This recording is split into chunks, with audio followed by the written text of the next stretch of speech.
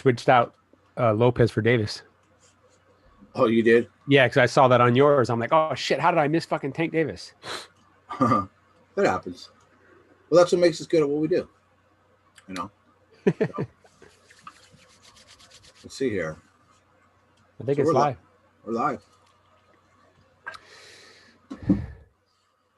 Good evening, boxing people. Into the Ring is getting regular now. We're trying, man. We are getting regular. We infused a little bit of fiber into our diet, and now we're regular. How you doing, brother? Doing good. Like I said, I was a little under the weather. Me too. I don't got the COVID. I didn't get the HIV. You know, it's just Yeah, I think I just caught a cold, man. I mean, I feel okay, but I had a little bit of congestion going on Saturday, and then it kind of just lingered for a couple of days. But it's nothing. I'm not taking any medicine or anything. I'm fine. I just feel a little funky. But you know, everybody's gonna say it's the COVID, but whatever. Yeah, no shit, huh? Whatever. So, good show last show. We're staying regular, like we told everybody we're going to. I think we finally found a good format.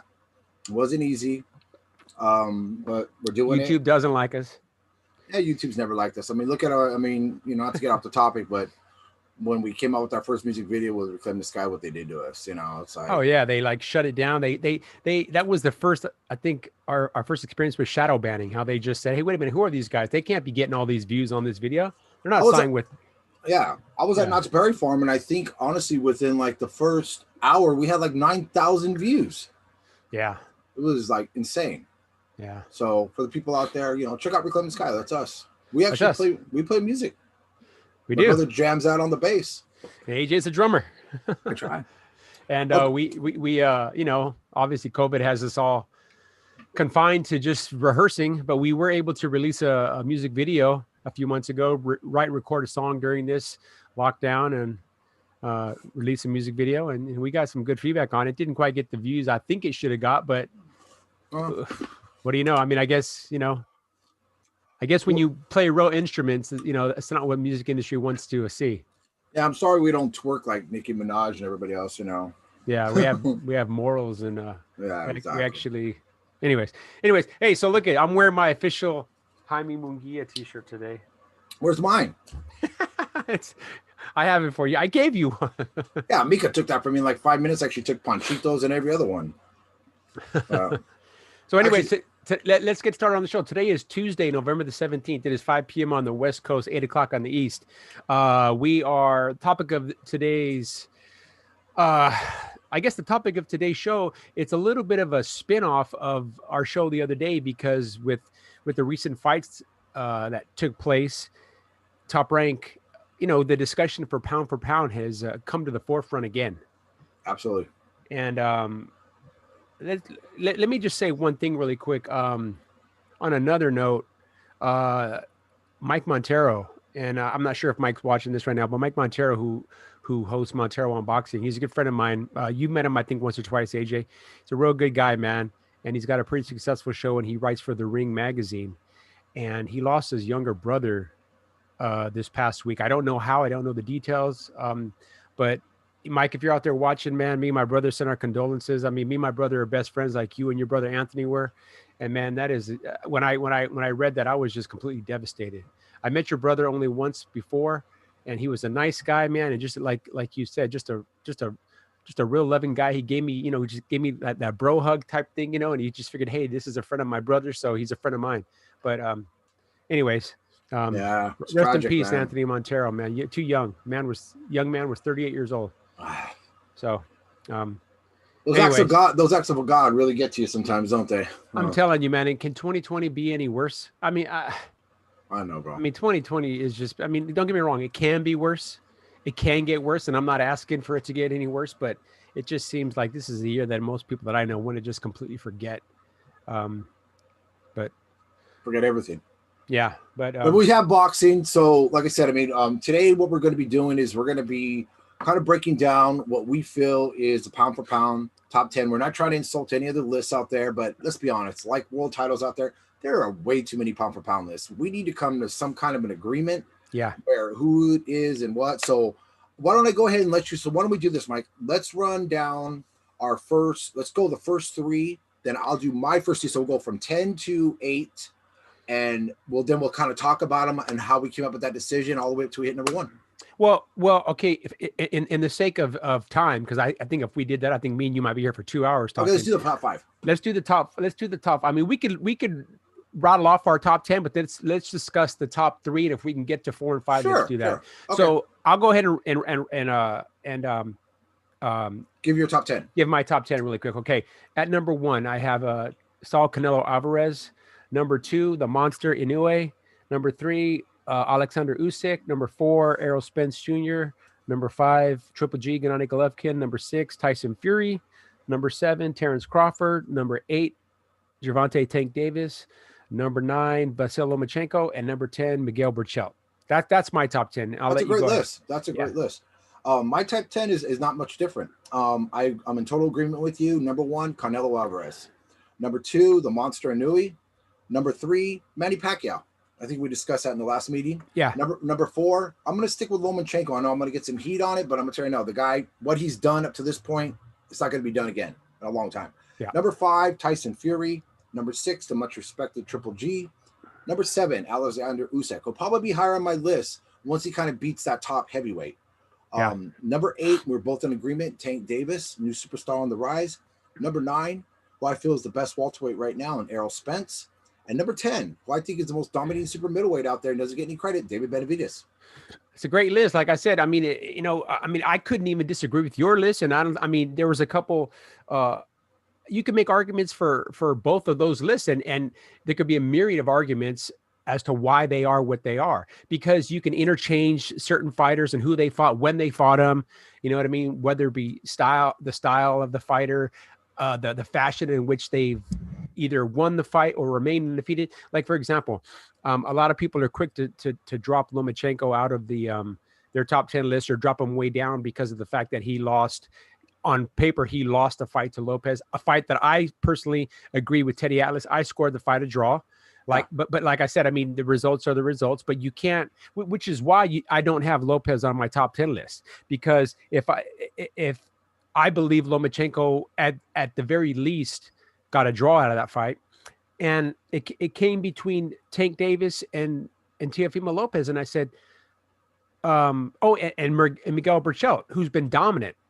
Berchelt is almost untouchable in his division, and Tank Davis is just, multiple weight world champion, and the manner in which he won the fight against Santa Cruz. Now, granted, we all know Santa Cruz was coming up in weight, but then again, the same argument can be used for Teofimo, because we all know Lomachenko was fighting one, if not two divisions ahead of where he really should have been at. Absolutely. So, and like I said, I mean, if Teofimo would have came out and landed a blistering uppercut in the same fashion that Tank Davis did on Leo Santa Cruz, well, that might be my list might have changed. But as far as I'm concerned, Tank Davis is a much more dominant fighter than Teofimo Lopez, and I think if they ever do fight, I think Tank Davis does the same thing to Teofimo that he did Santa Cruz, and it might even be sooner because I think Teofimo.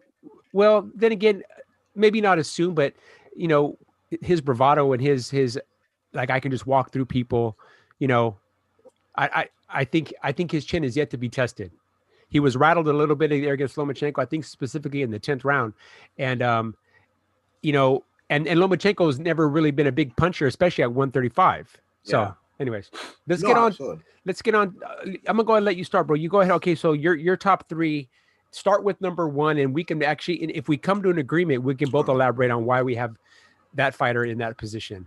Well, I think we both agreed on Canelo Alvarez, and my take on Canelo Alvarez is this: love the guy or hate the guy, call him a prima donna. The guy doesn't walk away from a challenge.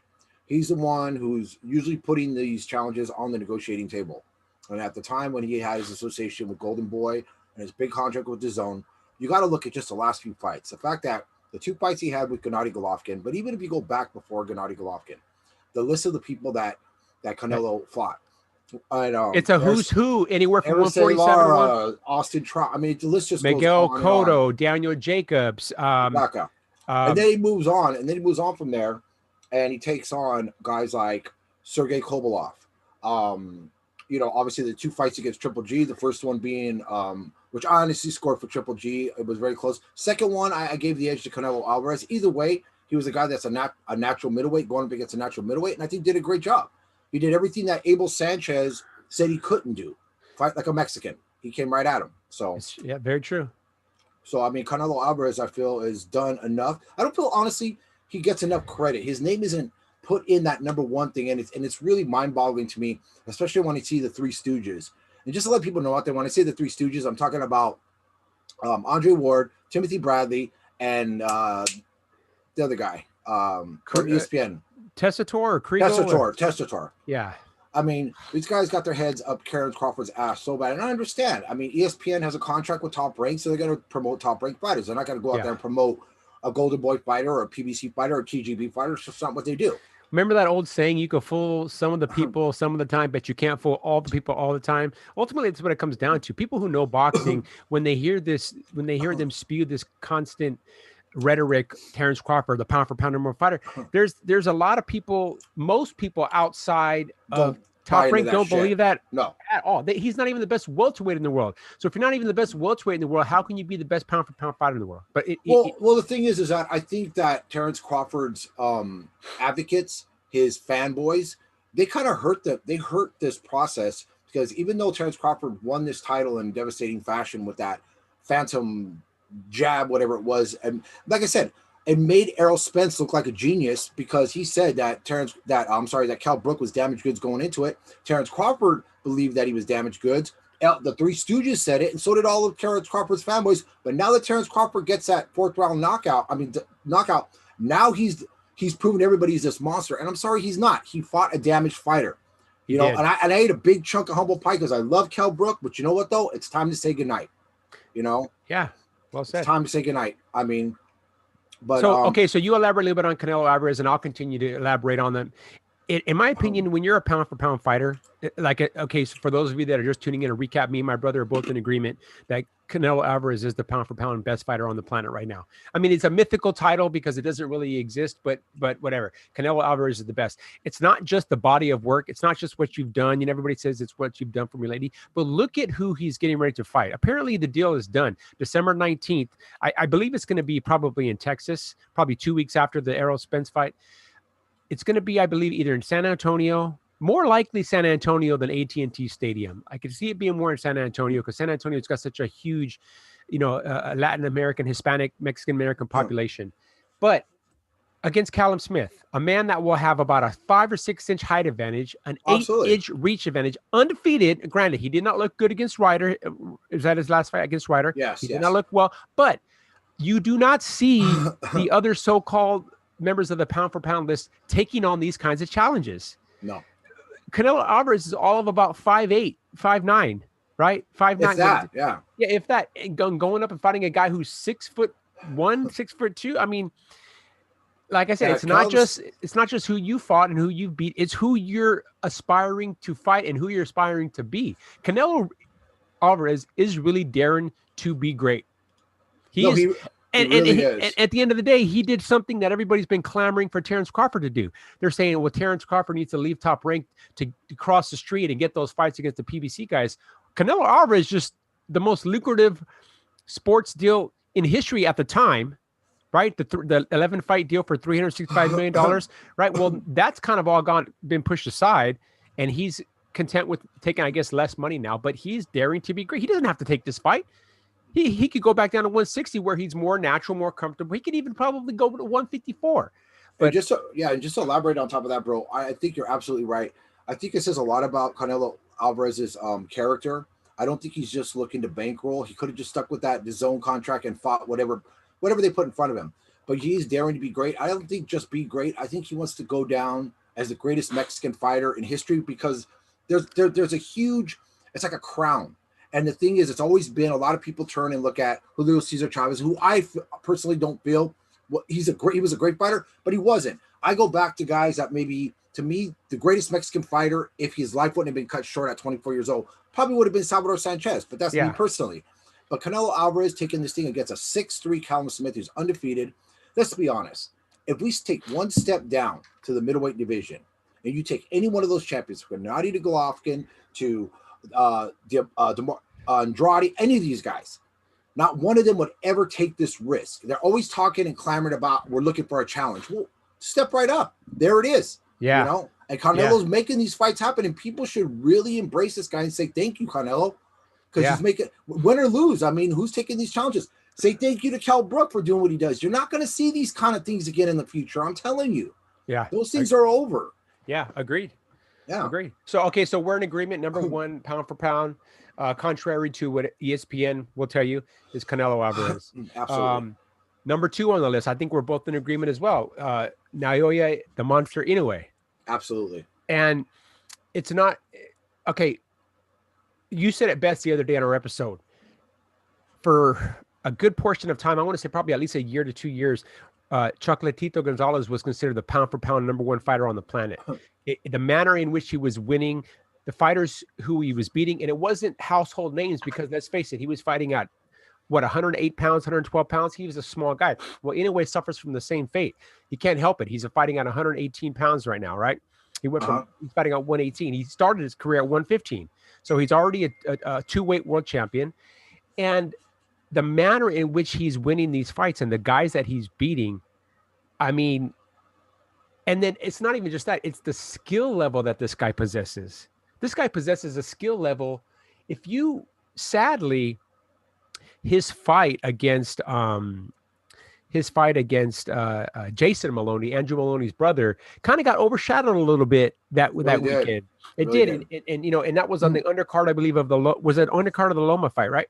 No. He was the main. No, the Tank Davis. The Tank Davis fight happened that night, so that got all the attention and kind of flew under the radar. It was on at an earlier time, obviously to accommodate because they knew people were going to tune into Tank versus Santa Cruz.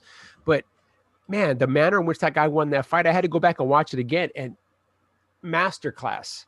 The guy's got it all: boxing ability, counter punching, and he's got power unseen. So all the people that were so quick to give Chocolatito that mythical pound for pound, now because Inoue is not from America, he's not from the Latin Americans or South America, because he's from Japan, he doesn't get the same treatment. It's a bit ridiculous. You know, I absolutely agree. My number two was that, and I'll be honest with you, the way and the path that the monster is on right now, we could be having this same conversation in a year, and that list can flip. Because he's doing that good. I mean, the guy is he's looking for that next big challenge. And I'll be honest with you, I gave a lot of credit to Maloney for taking that fight in the first place. Yeah. A lot of people didn't give him a shot. I thought he made a very good account of himself for the time that he was there. But you're fighting against a guy who's he's special. And we get fighters like that every once in a while. And I know a lot of people, you know, might disagree with me, but you go back to fighters like Nassim Hamed. He was a special fighter. You know, maybe people didn't like his unorthodox style, but this is a guy who would go in there, clown, and throw punches at angles, and then all of a sudden knock you out with this punch that you shouldn't knock a person out with. Yeah, unorthodox great fighters. Yeah. So I mean, but once again, we live in a world where, you know, they wanna crown the social big mouth, disrespectful guys, and not the guys who are actually out there beating. Because like when you look at the resume of Inoue, you look at the fighters that he's fought. These are all champions, most of them undefeated, top of the game. Yeah. You go back and you look at, and I know a lot of people will say, well, I don't see Terrence Crawford on your list. Well, let's be honest. We'll get to that, but let's just keep on Inoue. So give me your take on Inoue, bro. Well, like I said, it's the manner in which he's winning these fights, and it's the guys he's fighting. And they may not be household names because usually the lower divisions have always been they've kind of dwelled in obscurity. I mean, they just have. I mean, look at, what was the fighter from Mexico City? Ricardo, who was the one? God, what's his name? Ricardo, the flyweight that fought for years undefeated. It's his name's escaped me right now, but he was one of the best fighters ever. If you look at his record, but he never really got the credit because he fought at that lower weight. Humberto Chiquita Gonzalez, same thing, a master fighter. Michael Carbajal, probably for a small guy, probably in the last 2 decades, probably got the most amount of attention. And that was because, you know, he was American-born, Mexican-American from Phoenix, Arizona, and he got a lot of love. And he wasn't a big Olympic star, not like that, but he came out and he was an entertaining fighter. But since then, there really hasn't been anybody at those lower weights that has really captured the people's imagination. because Yeah. people love Definitely like that. heavyweights. They love the welterweight division. These three divisions have always been the attention grabbers in boxing. It's always been, of course, the heavyweights because people like to see the big guys, that one punch knockout, middleweight and welterweight. I mean, well, that's what I believe. you actually grabbed a great name there. A lot of people don't talk about, Ricardo Lopez. Ricardo Lopez. A lot of people don't realize that Ricardo Lopez, now he's a man that retired at 52 and 0. 52 and 0. Now he did have a draw on his thing, and that last fight was a little debatable, but it is what it is. Yeah. But I mean, the thing is that, tell me this, bro. What do you think Inoue has to do in his next fight? Because obviously they keep asking him to answer these questions. He answered, I think, his grit against Donaire. Let's don't get it wrong. I mean, I heard some people saying, well, Donaire was past his prime. This is a guy who just a year before that was considered the heir apparent to Manny Pacquiao and the possible pound for pound best fighter in the world. So, yes. You and I was listening to Teddy Ellis's podcast earlier today, and his co-host was saying, he was talking about nobody saw that coming. Actually, we saw that coming. We did a live stream during that fight, and we said it. We said Donaire is going to give Inoue a tough fight. Oh, absolutely. He was fighting back at a weight where he was most successful, and he was dedicated for this fight. He trained good, and he had fight sets out. He went back and he got himself acclimated to that weight division again. Yeah, he didn't. I mean, in hindsight, maybe Kell Brook should have done that. Maybe Kell Brook should have went and taken another fight at 147, and then maybe got the fight with Crawford. But who knows? Opportunity presented itself. He took it. Yeah. But yeah, like you said, Inoue shows a little bit of everything. He's shown everything. He's shown he could be in a dogfight against a multiple weight world champion who at one time, like you said, was the heir apparent to Manny Pacquiao. Yeah. And pulled through. And he pulled through. We have yet to see a Teofimo do that. We have yet to see a Terrence Crawford do that. Oh, yeah. There's a lot of guys we've yet to see do that. And until we do, I mean, Errol Spence, in my opinion, has done that because he had a dogfight with Sean Porter. Sean Porter was a guy that was a underdog in that fight, and Sean Porter, in my opinion, pulled out probably the best performance he's ever. I mean, even over his wins in losing that fight, he put on a master. Like, it was a close fight. I'll be honest with you. Fight. I've actually went back and I've watched it a few times, and it's debatable because of the knockdown. Because Errol came out and he had his success, but Sean was busy. But what I liked what Sean did is Sean finished those rounds strong. So Sean was stealing a lot of rounds, and the thing was that it was debatable. I mean, if the decision would have went to Sean Porter, I wouldn't have been angry. I would have been like, hey, it was a close fight, Yeah, we were there at Staples Center for that fight. Yeah, absolutely. We were there. But getting back on Inoue is like, you look at, okay, like for the debate, people are going to be, and we're going to keep jumping from some of the guys that aren't on our list, guys, everybody, to this, because we're trying to make you understand why we picked what we picked. So people are going to say Terrence Crawford's not on there. Why? Anyway, I'll tell you why. Because if you look at his top 10 within his division right now and stuff, he's got 3 victories over 3 guys in his top 10. Now let's pull up the top. Now, if you pulled up the top 10 in welterweight, yeah, in the welterweight division, do you know how many Terrence Crawford has? 0. Because Kell Brook technically wasn't even rated. No, in welterweights. I mean, he might have, no, Kell Brook flew in at number 12 for that fight. He was number 12 in the world at welterweight. So I'm talking about the top 10. So if you look right now in the world, in top 10. You got number 1, Errol Spence, number 2, Terrence Crawford, number 3, Manny Pacquiao. Everybody keeps forgetting Pacquiao. Number 4, Sean Porter, number 5, Keith Thurman, number 6, Mikey Garcia. I don't understand that. Number 7, Ugas, number 8, Danny Garcia, number 9, Jesse Vargas. Everybody keep their eye on Jesse Vargas. And number 10, Jamal James. That's your list. Yeah. So I mean, and not only is Errol Spence have a victory over somebody in the top 10, he's coming off of 2, and he's coming off of, like I said earlier about Canelo, him daring to be great, and it's not just what you've done, what you're doing, and what you're going to do. Errol Spence is the same. He could fall under that same description. He's getting ready to fight a very good Danny Garcia, a Danny Garcia who's got 2 very, very, very close, you could say debatable losses against top-notch world champions in Sean Porter and Keith Thurman. So, and this is coming off of over a year of inactivity where he suffered, obviously we know, a horrendous car crash that covered it. Probably shouldn't be fighting, but this is Errol Spence once again daring to be great, daring to Absolutely. be great. And he could have very easily said, "Hey, PBC, Heyman, give me a, give me a anybody, just a warm up fight. Give me a top 15 guy. I don't want." But no, he's taking on Danny Garcia, who is on probably everybody's pound for pound list in the welterweight division, at least top five. He's at least top five in the welterweight division. And honestly, I'm I'm a little complexed by how the so-called experts are viewing this Errol Spence Danny Garcia fight. And I'm trying to think to myself, in history, what did Danny Garcia do that was so bad where everybody lost so much faith? Yeah. Was he knocked down? Did he lose a wide decision? You look at both of his losses, could have went either way. Yeah.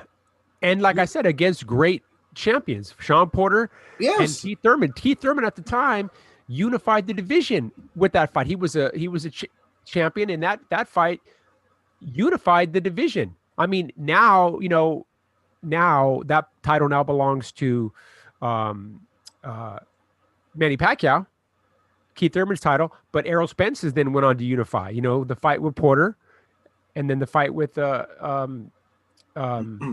fight coming up with Danny Garcia. He's a two-time champion. He won the title from Kell Brook, and then he took the second belt from Sean Porter. So, Danny Garcia is another guy who didn't come up the easy way. Danny didn't just pop onto the scene. His victory over Amir Khan, I had a feeling, I'm not going to say I called it, but we all knew about Khan's chin, and Danny's got power. And if you even go back and look at the Sean Porter Keith Thurman fight, who sustained the most damage, who was rocked more in the fights, and it wasn't Danny Garcia in either fight. Danny Garcia has true punching power. Yeah. And like I said, I mean, I think he's on the right track right now with the fact that he knows he has to be busier. That's been his knock. He just doesn't engage enough. He just kind of waits for it and stuff. And against some he's just got to get a little bit more active. And that's why against a fighter like Errol Spence, who's going to come at him, he's going to engage that situation with Danny Garcia. He's going to kind of force Danny to kind of let his hands go.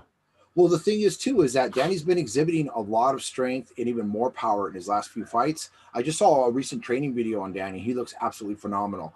And I think this is a very dangerous fight for Errol Spence, especially coming off of the layoff. We don't know what kind of Errol Spence is coming to the fight. I mean, I know he's talking a big game, like, Danny's just another, stepping stone for him to get to where he needs to be.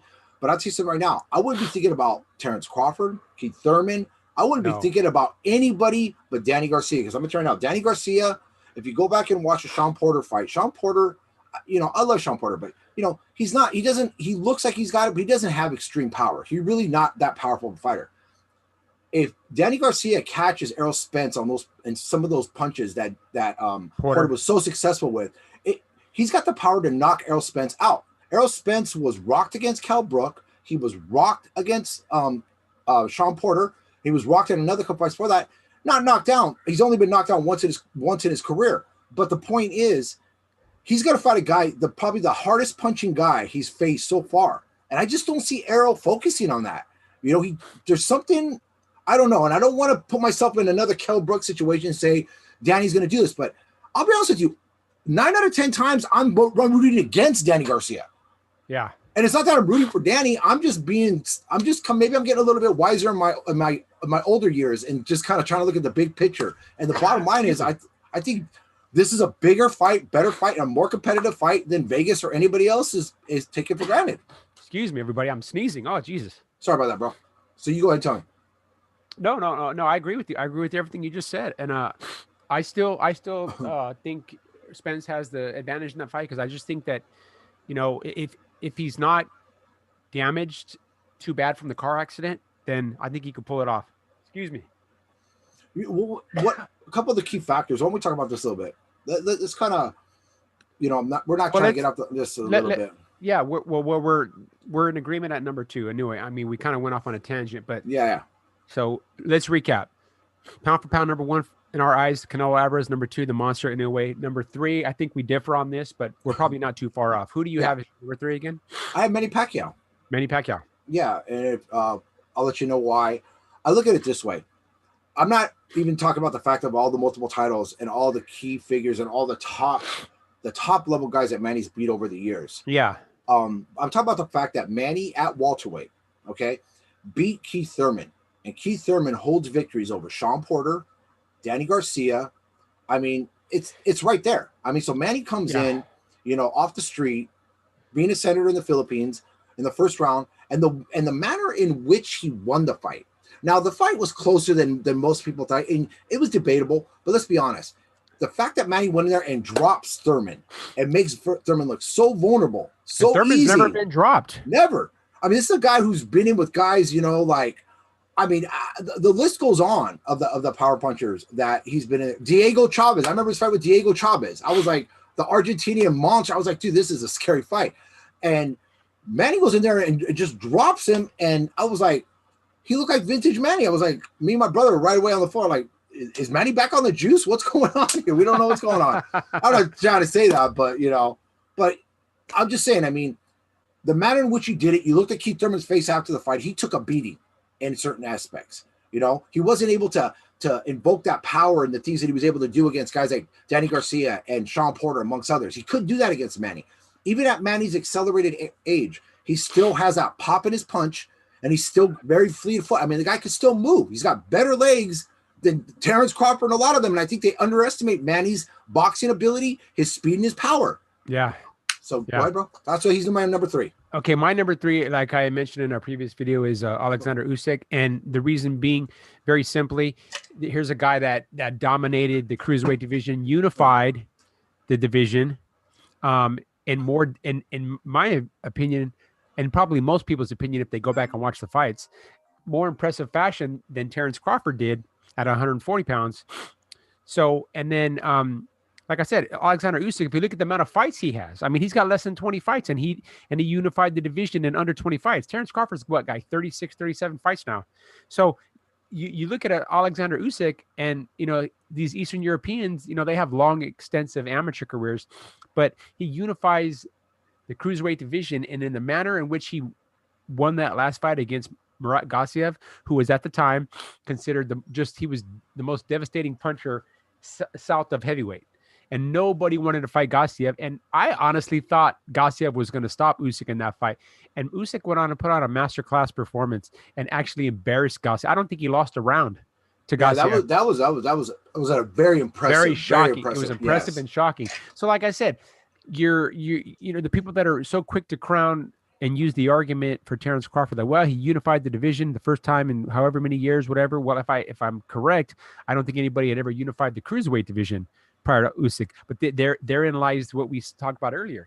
It's the prestige and the glamour that comes along with the 140, 147 division, and then cruiserweight. Cruiserweight's always considered, maybe like the redheaded stepchild of the heavyweight division. And that's only because the heavyweight division these days has got these 6'6", 6'7" behemoths that are, 250 pounds plus fighting, whereas you didn't have that 20, 30 years ago. So, and then daring to be great by going up to a division where he's naturally outsized. What did he give up? 38 pounds a few weeks ago to Derek Chisora? Yes, absolutely. He weighed in, I think, 219, and Chisora was somewhere in the 250 range. I think they said he was giving up about 38 pounds in weight. I mean, that's impressive. Here's a guy that could have stayed at cruiserweight and maybe had a few more defenses and retired, but he's daring to be great. Yes. Like we said, it's not just what you've done, it's what you're doing and attempting to do.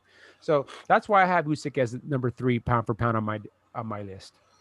So real quick, Mike. I apologize. I got to step away for 1 second. The wifey calls for an important thing. I'm going to start my video, but Mike, why don't you go ahead and talk a little bit more?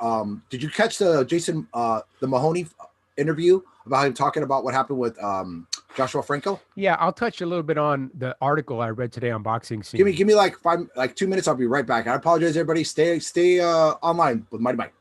Okay. Well, what I saw today, I read on Boxing Scene this afternoon, was basically it looked like damage control to me. Damage control from Bob Bennett and the Nevada State Athletic Commission, where they actually were doing a diagram, almost like a play-by-play of what occurred Saturday night in that fight. And they were actually listing, the comments Mora had made, at 1:30, whatever. Mora said this, watch your head, guys, whatever. But, and that's pretty much the standard thing. So I had never in my life, and well, maybe I have seen it before, but in recent memory, I can't nothing comes to mind of where they've actually released this type of information and basically it's damage control. It's like if a celebrity gets drunk and says something stupid, and right away their publicist comes out and makes an apology saying, well, they were under medication, doctor's care, they mixed with alcohol, they said this and said that, or maybe their judgment was impaired for whatever reason. Well, it almost seems like there's a publicist right now working for the Nevada State Athletic Commission doing damage control to try to make sense and to try to explain away the stink of what happened on Saturday. And nobody's buying it outside of the Garcia team and the myopic fans of Franco, whether that be guys that are loyal to Garcia and in his camp and all of their fighters.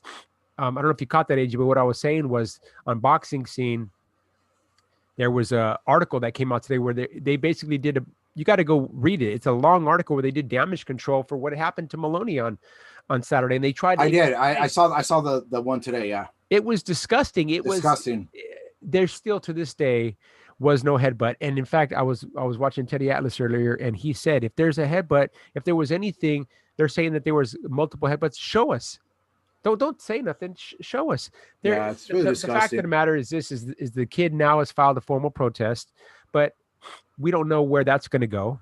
I think at this point, Bob Arum's going to have to get really heavily involved and actually threaten to leave Nevada and take the fights elsewhere, because if not, nothing's going to come of it. And then, like we had said earlier, or in our previous show, I think Franco will avoid an immediate rematch, and he'll maybe take a fight with a lesser opponent so he can get one more payday, because then I think he knows in his heart when he goes back to fight Maloney again for that third time, I think Maloney's going to steamroll him again. That's what I think. He was on his way to steamrolling him Saturday, and I think he'll do it again. But then again, therein lies the problem of motivation and how long is the guy going to have to wait, and so. I don't see. I mean, I think you're absolutely right. I don't see Joshua Franco taking that risk. I mean, it doesn't matter right away. It doesn't matter whether or not he struggled to make weight. He didn't take it seriously enough based on the way he won the last fight. He had this false sense of confidence. But the bottom line is Maloney's already solved his puzzle, and if he's a smart guy, he'll go in there if he gets himself back up, and it'll be an easy night for him. I just think Robert Garcia and them, they're gonna avoid him. I wasn't angry with Franco. He just, he just kind of took it with stride. Could he have still fought? I've seen fighters fight. I mean, come on, we can go back to the days of Vitaly Klitschko when he fought against Lennox Lewis. I was hanging off, and the guy who fought Munguia the other day. The guy still was going around, and his lip was hanging out. Half his lip was 6 rows deep. Look at every Gabe Rosado fight he's ever been, and the guy's cut from one side of his face to the next, and he never gives up, and he just continues to fight.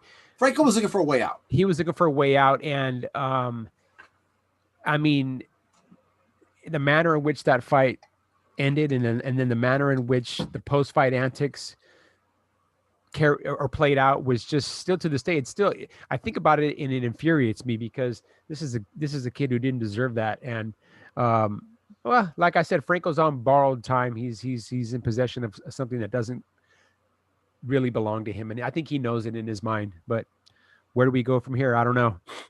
I know that Maloney has filed a formal protest with Nevada, but I don't think it's going to go anywhere, really. It's not going to go anywhere. They never do. I mean, how many fighters have? I think Adrian Broner filed a protest on every fight that he lost. They're not going to go anywhere. And there's some legitimate ones out there, but this one's not legitimate. No. And honestly, boxing should smack themselves on their ass and say, you know what, this is a black eye in the world of boxing. It really is. It shows an injustice. And I'll tell you what's going to happen.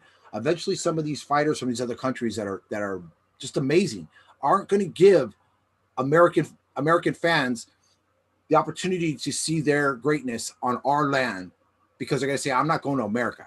Yeah. That's like how it is right now in Texas. I hate to say it, but a lot of good fighters don't want to fight in Texas. Oh, especially if you got Lawrence Cole. I know. Come to think about it, I saw I don't know what video it was, but there were obviously the people that are gonna ride or die with the Garcias, whether it's because they share a heritage with them or whatever. They're friends of Franco. Were actually saying, they actually compared, and this made me sick to my stomach. They were trying to compare Andrew Maloney to Jeff Horn, and somebody saying, I don't remember who it was, but he said, some guy said, well, those Australians are dirty. This guy's like Jeff Horn. They use their head. And it's like, okay, Jeff Horn, I will admit, is a dirty fighter. Jeff Horn, and I don't even think he intentionally tries to use his head, but he's just so fundamentally unsound. He's a tough guy. I mean, he's a tough guy. He gets in there and gets punched, and he just keeps coming at you. I mean, even Terrence Crawford took, 9 rounds to get him out of there, right? Or 9 or 10 or however many it was. He's a tough guy. But if there's ever an Australian fighter you could say, well, he throws intentional headbutts, it's Jeff Horn. But you look at all the Australian fighters over the last several decades: Kostas Tszyu, Anthony Mundine, Vic Darchinyan, Jeff Fennick. These aren't guys that use their head. Lovemore and Doe. No. These guys weren't dirty fighters. They were as clean as they come. But then again, that shows when I see those kinds of comments and I see them trying to lump Maloney in with the Jeff Horn just because they share the same continent, that's just ridiculous. That's just complete ignorance right there. It's complete ignorance. And there's a lot of that going on in boxing right now. I hate to say it. Yeah, a lot of it. I'm telling you, people like this. Why do you watch this sport if you're so completely blinded by your own personal preferences, or who you like based on what they look like, where they're from, if you share their same ethnicity with them or whatever? And that's all I'm seeing. Yeah, it's really sad, and the thing is, so why don't we go ahead and jump back to the list real quick? Yeah. So we were at 3. Yeah. So who do you have at number 4? I have Errol Spence Jr. as my number 4, pound for pound. My number 4 is Vasily Lomachenko. So why don't you go ahead and tell us why you came up with Spence, and I'll talk about Vasily. Well, the way I look at it's like this. I think Errol Spence is, I think he's the best welterweight in the world right now. I mean, what's going to happen on December 5th, we don't know. He may never be the same. But in my eyes, Errol Spence not only went to Sheffield, England to win his first world title, which a lot of fighters won't do today. Yeah. Traveled across the pond in hostile territory, wins the fight. And then, obviously, he beat Sean Porter in unification in one of the best fights I've seen in the last decade. It really was a great fight. I think a lot of things got lost there around that time because there was a lot of talk about Wilder and Fury around that time. But go back and watch that fight. Errol Spence, Sean Porter was a great fight. And I think you almost left because we were pretty upset. Yeah, but I just think he's the unified champion of that division. He's the only guy in that division that holds 2 belts, and I think I still think, unless he's completely damaged from this car crash, I think his work rate and his toughness, I think he steamrolls Terrence Crawford if they ever do fight. Oh yeah. I thought you were going to say Danny Garcia. I was going to say, no, we might have to debate that. No, and that's where you'll see just how much of a dog Errol Spence is. I don't think he likes Terrence Crawford at all. I think there's a lot of bad blood there, bro. And he's physically, he's a lot bigger. I think I was standing next to Errol Spence at the in LA that weekend of the fight, and he's a good sized kid. He's about 5'10", 5'10 and a half. He's a big kid, and he had, he's just a physically pretty big guy for a welterweight. I mean, his win over Mikey Garcia, and he even said it recently in an interview. It just was, he doesn't even really take nothing from it. He's all, that was an easy fight. Do you honestly think that maybe he kind of held back a little bit? Maybe like he didn't want to hurt Mikey? I do. Because I know you made that comment before, and I just wanted you to think in that 12th round, that last round, I think there was a period there where he was kind of pawing out with that jab, with his right jab, and he was kind of holding Mikey's head to where the referee even had told him, hey, don't keep that, a la Rocky Balboa when he was fighting Clubber Lang, when he was clowning him because he just knew he had him, and he knew he had Mikey. I mean, he knew probably from the first time Mikey landed, couldn't hurt him. He knew it. He said, this is the easiest money I'm ever going to make. And he did. And I think like when Lomachenko beat Rigondeaux, when they asked him about that, he says, I don't take nothing from this fight. I don't deserve credit for this fight because I fought a guy. He doesn't belong up here fighting with me at this weight. Yeah. And I think Errol Spence kind of takes the same, I think he views that fight against Mikey the same way. Now, what I will say is Mikey Garcia, prior to that fight, a lot of people gave him a big chance, and a lot of people said Mikey Garcia was top 5 pound for pound. So if Mikey Garcia is top 5 pound for pound, right, and at the end of the day, because this is what people are using as argument now, it doesn't matter if you're coming from a lower division or a higher division. If you're fighting at that weight, Timothy Bradley said it. If you're fighting at that weight, you're in that division. No more excuses. Okay, well, Mikey Garcia fought at welterweight, and he got absolutely manhandled and embarrassed for 12 rounds. Terrence Crawford has yet to do that to a top 10, top 12 welterweight. Yeah, a top that's actually not, like you said, damaged goods like a la Cal Brook.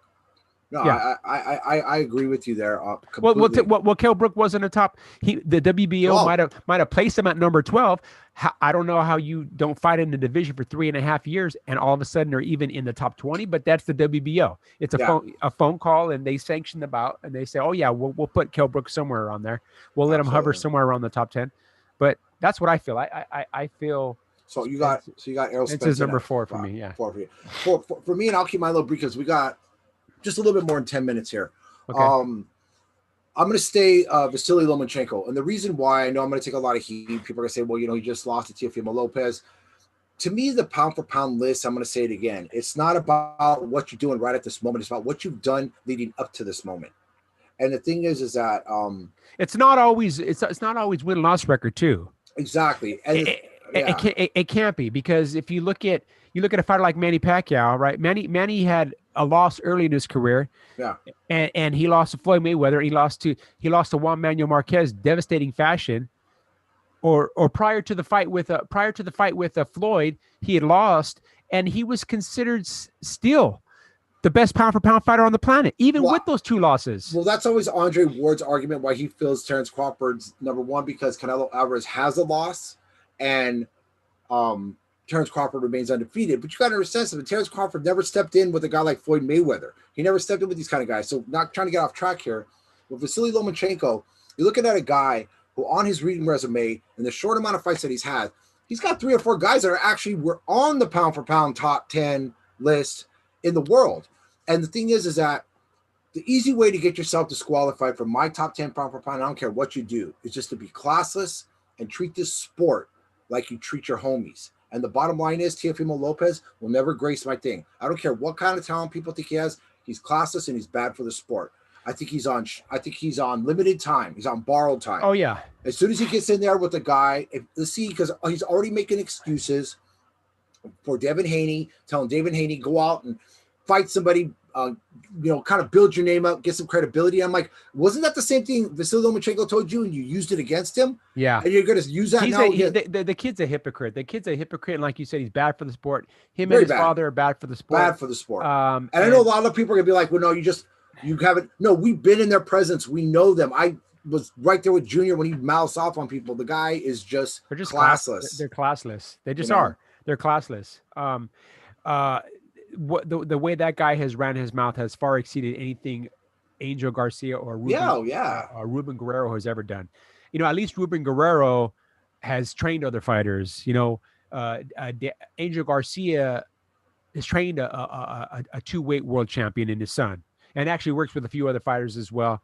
And at this point, when you listen to Angel now, he's actually toned down a little bit, and he's learned over the years, and he doesn't make any. I think after he got sick, he kind of changed his views. But getting back, like I said, on Junior, one of the things that I really, really don't like about this guy is that not only did he feel that his son was crowned the best fighter in the world, and he tries to argue that his son should be pound for pound number 1, but he puts himself as the best trainer because he trains that fighter.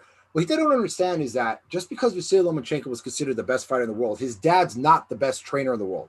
His dad's a great trainer for Vasily. Doesn't mean he's going to be for other people. Exactly. So the bottom line is I would never put Papachenko, no disrespect, in my top 5 in trainers today. That's just my personal opinion, okay? Yeah. But I'm definitely not going to have Junior Lopez. No. Because let's be honest, we know that he had very little to do with the actual growth process of Teofimo Lopez. A lot of that had to do with his trainers in the USA, with the amateurs and stuff and all that stuff from there. So, I mean, the guy, he's never laced up a glove. Well, so, I mean, he's obviously when you look at people when they act the way they do, when they disrespect the sport and the people around them. I actually saw an interview today with Andre Ward, and it's one of the few interviews where I actually agreed with them. And he wasn't going to get into the whole debate about Terrence Crawford and Errol Spence, but the few things he did say was just the disrespect in boxing and how these guys today with these YouTube channels and how they coax these guys, they bring out that MMA aspect. It's like its own little ingredient in the sport. And don't get me wrong, fights need to be promoted, but fights can be promoted in a respectful way, and respectful guys can fight and and put on a great fight. I mean, far too often the fights with all the trash talk and all the hostility Don't live up to the hype. they never do. Well, you I know can't what? remember the last time a fight lived up to the hype. Well, you know what? On that same end, bro, we briefly touched on it in our last one. Boxing doesn't need that UFC hysteria. They doesn't need, because let's be honest, and I'm not trying to down anybody for their choices, but most people that watch UFC are people that are probably just looking for the violent aspect and the knockout. For me personally, people that are hardcore boxing fans watch boxing for what? The sweet science. It's not always about the knockout. The knockout's a bonus. It's about what the fighter can do in there, you know, how he moves and stuff, how he controls the other fighter, and what the end result is. Totally different from MMA, you know.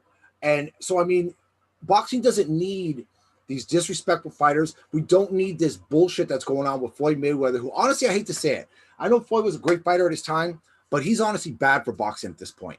Yeah. He's really bad for boxing. Yes. This new crap that he's talking about, possibly him matched up against this Logan Paul, this YouTube one.